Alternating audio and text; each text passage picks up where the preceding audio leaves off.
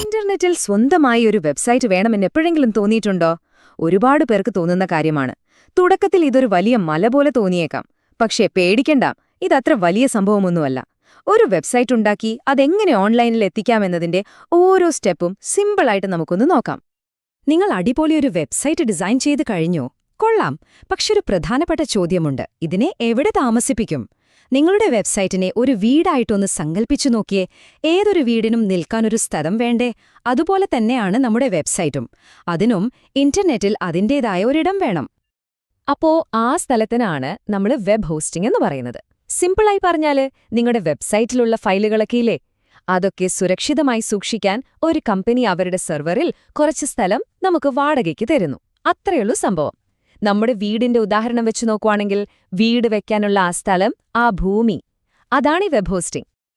ഈ ഡിജിറ്റൽ വീട് പണിക്ക് പ്രധാനമായും ഒരു 4 സ്റ്റെപ്പാണുള്ളത്. 1.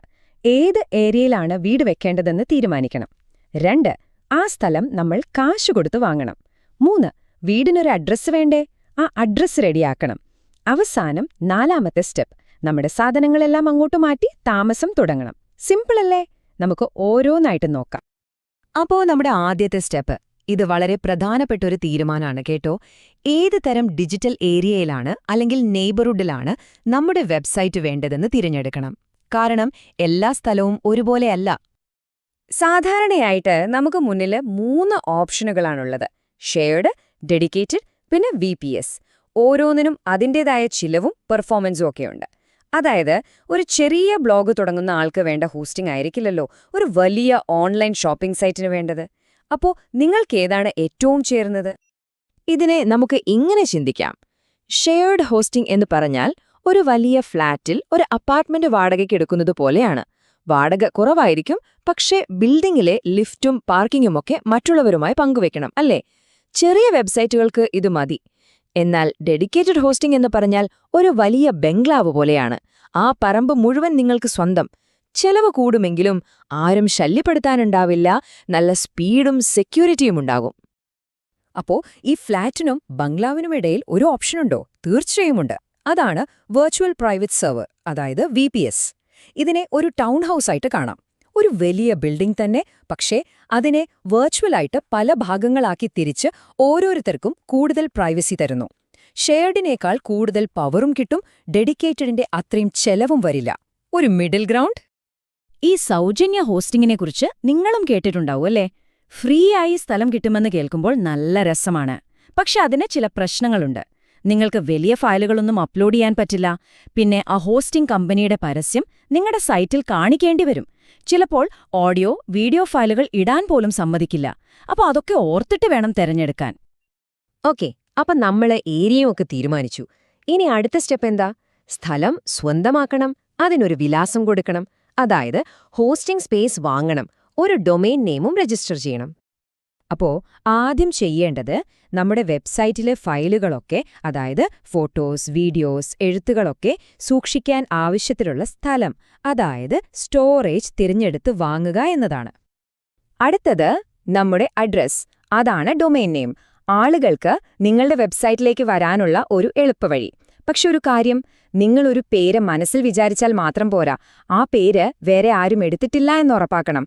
ICANN എന്ന് പറയുന്ന ഒരു ഗ്ലോബൽ ഡേറ്റാബേസിൽ പോയി ഈ പേര് അവൈലബിൾ ആണോ എന്ന് നോക്കിയിട്ട് വേണം നമുക്കത് സ്വന്തമാക്കാൻ.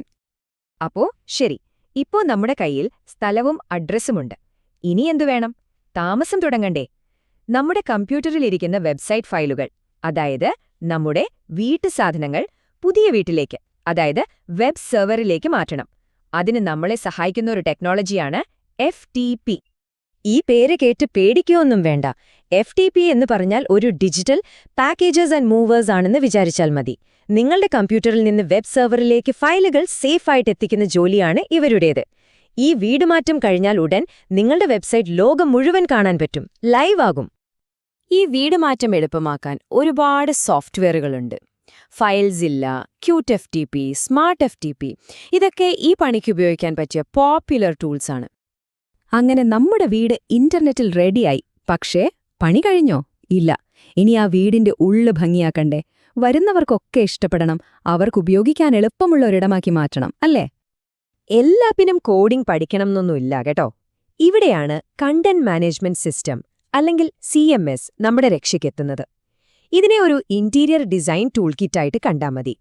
കോഡിംഗ് അറിയാതെ തന്നെ നമുക്ക് വെബ്സൈറ്റിന്റെ കളറ് മാറ്റാനും പുതിയ കാര്യങ്ങൾ ചേർക്കാനും ഒക്കെ ഇത് നമ്മളെ സഹായിക്കും. ഇതിലേറ്റവും ഫേമസ് ആയിട്ടുള്ളത് വേർഡ്പ്രസ്, ഡ്രൂപ്പിൾ, ജൂംല പോലുള്ളവയാണ്. ലോകത്തുള്ള ലക്ഷക്കണക്കിന് വെബ്സൈറ്റുകൾ ഇതിലാണ് ഉണ്ടാക്കിയിരിക്കുന്നത്. കാരണം സംഭവം അത്രയ്ക്ക് സിമ്പിളാണ്. ഇനി വളരെ വളരെ പ്രധാനപ്പെട്ട ഒരു കാര്യം, നിങ്ങളുടെ വെബ്സൈറ്റ് കാണാൻ വരുന്ന ഒരാൾ ചിലപ്പം ലാപ്ടോപ്പിലാവാം, വേറൊരാൾ മൊബൈൽ ഫോണിലാവും, അല്ലേ? അപ്പം ഏത് സ്ക്രീനിൽ നോക്കിയാലും നിങ്ങളുടെ വെബ്സൈറ്റ് കാണാൻ ഒരു ഭംഗി വേണ്ടേ? ആ ഒരു പ്രശ്നം പരിഹരിക്കുന്ന ടെക്നിക്കാണ് റെസ്പോൺസീവ് വെബ് ഡിസൈൻ.